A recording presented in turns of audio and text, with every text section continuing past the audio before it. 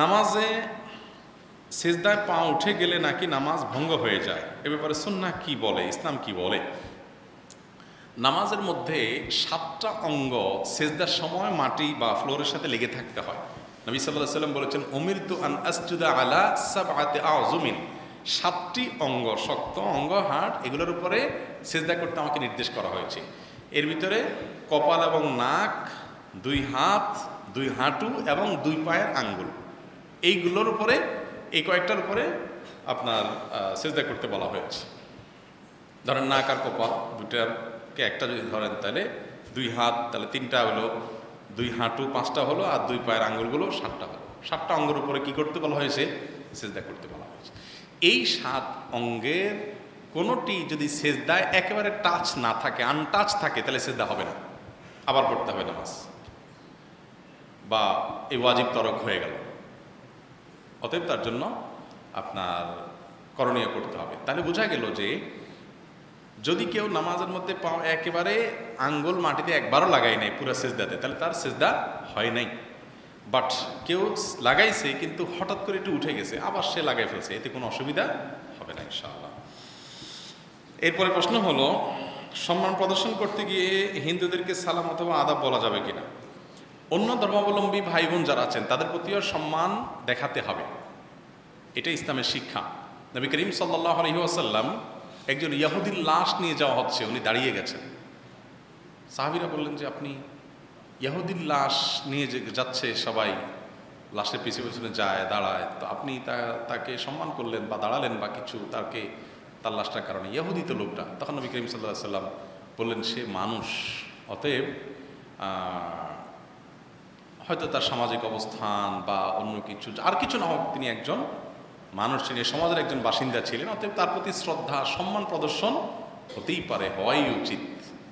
তবে সেই সাথে একটা আক্ষেপও থাকবে, এটা হলো ভিন্ন বিষয় যে অমুসলিমের মৃত্যুর পর আপনার চেতনা কি হবে, যা লোকটা যদি ঈমান নিয়ে যেত, জান্নাতি হতে পারতো, আক্ষেপ থাকবে, তার জন্য একটা অনুকম্পা থাকবে, মায়া থাকবে। শুধুমাত্র যে আমরা তো আজকাল পারলে ফি নারে জাহান্নামা খালিদিনা আবাদা লিখতে লিখতে ফেসবুকে কাহিল হয়ে যায়, কিন্তু নিজেদের ভিতরে সেই অনুশোচনা আসা, দাওয়াতি মেজাজ আমাদের মধ্যে খুব বেশি নাই। আমরা সব হলাম কি বলে ওটাকে, কিবোর্ড জেহাদি, কিবোর্ড মুজাহিদ বলে ওটাকে, না কিবোর্ড মুজাহিদ টাইপ, যে পারলে আমি অনেক, নিজের হয়তো নামাজের খবরও নাই, কিন্তু অন্য ব্যাপারে আমি অনেক শক্ত। আলহামদুলিল্লাহ, অসৎ কাজের বাধা প্রদানের মানসিকতা থাকতে হবে, সে চেতনা থাকতে হবে, কিন্তু এটা যেন নিছক অন্যের বেলায় না হয়, নিজের বেলায় একেবারে আপনি চুপচাপ, নিজের বেলায় কোনো জেহাদ টেহাদ কিছু নেই, ফজর নামাজও পড়তেছেন না জামাতের সাথে, এখানে নিজের নফসের বিরুদ্ধে জেহাদ করেন না, যে কেন পড়লাম না, আজকে নাস্তায় খাবো না, যা রোজা নিয়ত করে ফেললাম, এটা তো করেন না। তো যাই হোক, এটাও করতে হবে এবং অমুসলিমদের সম্মান প্রদর্শন করতে হবে। এখন কথা হলো, সম্মান প্রদর্শন করতে গিয়ে সালাম দেবে কিনা? উত্তর হলো না। তাহলে কি করবেন? সাধারণ যে অভিবাদন আছে, গুড মর্নিং, গুড ইভিনিং, ধন্যবাদ, থ্যাংক ইউ ইত্যাদি ইত্যাদি, যেগুলো সাধারণত যে কোনো কারোর জন্য প্রযোজ্য হতে পারে, সেই ধরনের অভিবাদন দিয়ে তাকে আপনি সম্মান জানাবেন। সালাম কেন দিবেন না? কারণ সালাম মুসলমানদের একটা অভিবাদন। আপনাকে যদি অন্য ধর্মাবলম্বীরা তাদের ধর্মীয় কিছু যদি অভিবাদন জানায়, আপনার কাছে এটা ভালো লাগে কাজ করবে না, তার কাছে ওটা ভালো লাগবে না, আর এটি সুন্নাহরও নির্দেশনার মোতাবেক না। বিধায় তাকে সাধারণ যে অভিবাদনগুলো আছে সেগুলো দিয়ে অবশ্যই কি করবেন? শ্রদ্ধা জানাবেন, সম্মান জানাবেন, তবে সালাম না। যদি সালাম দেয় তাহলে সেক্ষেত্রে আলাইকুম বলে জবাব দিবেন, এটি হাদিস দ্বারা প্রমাণিত। মৃত ব্যক্তির পাওনা পরিশোধ না করে কবর দেওয়া নিষেধ, এটা কি সহিহ হাদিস দ্বারা প্রমাণিত? না, এরকম কোনো কথা নাই যে মৃত ব্যক্তির পাওনা পরিশোধ করা ছাড়া লাশ দাফন করা যাবে না। বরং হাদিসে আছে, নবী সাল্লাল্লাহু আলাইহি ওয়াসাল্লাম বলেছেন, আসরিউ বিল জানাজা, তোমরা খুব দ্রুততার সাথে জানাজা করে ফেলো এবং মৃত ব্যক্তি খুব দ্রুত কবরস্থ করে ফেলো। যদি সে জান্নাতি হয় তাহলে তুমি কেন বিলম্ব করবা জান্নাতের নেয়ামত থেকে তার জন্য? আর যদি সে জাহান্নামী হয় তাহলে পৃথিবীবাসীকে তার থেকে মুক্ত করো, দ্রুত তাকে দাফন করে ফেলো। অর্থাৎ সর্বাবস্থায় দ্রুত দাফন করতে হবে, যদি তার দেনাও থাকে তারপরেও। তবে হ্যাঁ, তার দাফনের আগে আগে যদি তার ওয়ারিসরা বা তার বন্ধু বান্ধব, আত্মীয় স্বজন বা অন্য মুসলমানরা তার দেনা পরিশোধে উদ্যোগী হয়, সেটা খুবই ভালো। কারণ হাদিসে নবী সাল্লাল্লাহু আলাইহি ওয়াসাল্লাম বলেছেন যে নফসুল মুমিনি মুআল্লাকাতুন বিদাইনি আও কামা ওয়ারাত, অর্থাৎ ইমানদারের আত্মা এটা ঝুলে থাকে লোনের কারণে, দেনার কারণে। এটা খুব বড় বিষয় যে অন্যের দেনা রেখে মৃত্যুবরণ করা ভালো জিনিস না। এই জন্য ওসিয়ত করে যেতে হয়, দিয়ে দিতে হয় দেনা, এবং এটা ব্যবস্থা করে ফেলতে হয় যাতে করে আমার ঝুলে না থাকতে হয়। হ্যাঁ, কেউ ফেসে গেছে, দিতে পারছে না, তো আল্লাহ তাআলা তার ব্যাপারটা রহম করবেন, হয়তো তার নিরুপায় হয়ে গেলে তার চেষ্টা থাকতে হবে। অনেকে আছে দেনা পরিশোধের জন্য জমি জমা এগুলো সব আছে, তিনি মনে করেন আমার দেয়ার সামর্থ্য নেই, মনে করেন যে আমি ফালতু ইনকাম করে আউট ইনকাম করে তারপর দেনা দিব, অতিরিক্ত ইনকাম করে দেনা দিব, কিন্তু ওই নিজের স্থাবর সম্পত্তি বিক্রি করতে চায় না। এটা ভুল। এগুলোকে সব কিছুকে প্রায়োরিটি দিতে হবে দেনা পরিশোধ করার জন্য। কিন্তু তারপরেও যদি কেউ না পারে, তার কবর আটকে রাখবেন দেনা পরিশোধ ছাড়া, তাহলে তো দুনিয়াতে বড় বড় ব্যবসায়ী যেগুলো আছে, একটা লাশ আর দাফন করা যাবে না, শত শত কোটি টাকা দেনা ব্যাংকে, তাই না? তো এরকম কোনো কথা নাই। তবে দেনা পরিশোধের জন্য চেষ্টা করতে হবে, অব্যাহত থাকতে হবে। তার মারা যাওয়ার পরে তার জমি জমা সম্পদ থেকে বিক্রি করে লোন দেওয়ার ব্যবস্থা করতে হবে। আমার স্বামী মারা গিয়েছে, আমি কি আমার বোন ও তার স্বামীর সাথে হজে যেতে পারবো কি না, অথবা মেয়ের স্বামীর সাথে হজে যেতে পারবো কি না? নিবেদিকা শাহেদা বেগম। কোনো মা বোন স্বামীহারা হলে তিনি তার বোনের স্বামীর সাথে হজে যেতে পারবেন না, কারণ বোনের স্বামী তার মাহারাম নন। তবে মেয়ের স্বামী অর্থাৎ মেয়ের জামাই, তার সাথে তিনি অবশ্যই হজে যেতে পারবেন, কারণ তিনি তার মাহারাম শাশুড়ি, তিনি তার জামাইয়ের সাথে, মেয়ের জামাইয়ের সাথে তিনি হজে যেতে পারবেন, কিন্তু নিজের দুলাভাইয়ের সাথে বা বোনের স্বামীর সাথে যেতে পারবেন না। কারণ নবী সাল্লাল্লাহু আলাইহি ওয়াসাল্লাম বলেছেন, লা তুসাফিরুল মারআতু ইল্লা মা যি মাহরামিন, মহিলারা মাহরাম ছাড়া সফর করবে না। কেন মাহরাম ছাড়া সফর করবে না? এটা তার জন্য একটা মর্যাদার ব্যাপার, এটা তার প্রাইভেসি রক্ষার জন্য, যাতে করে তার কোনো প্রকার অবমর্যাদা বা অসম্মান বা কোনো সমস্যা হতে না পারে। তার সাথে একজন গার্ড থাকবে।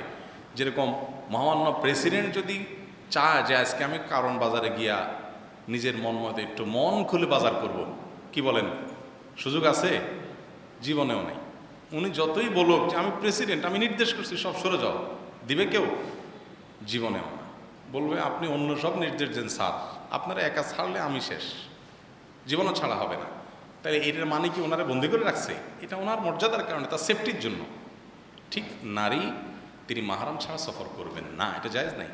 সৌদি গভর্নমেন্ট নাকি আপনার এখন হজে এই শর্ত উঠাই দিছে, আগে ভিসা দেওয়ার জন্য মাহারাম লাগতো, এখন মাহারাম ছাড়া নাকি ভিসা দেয়।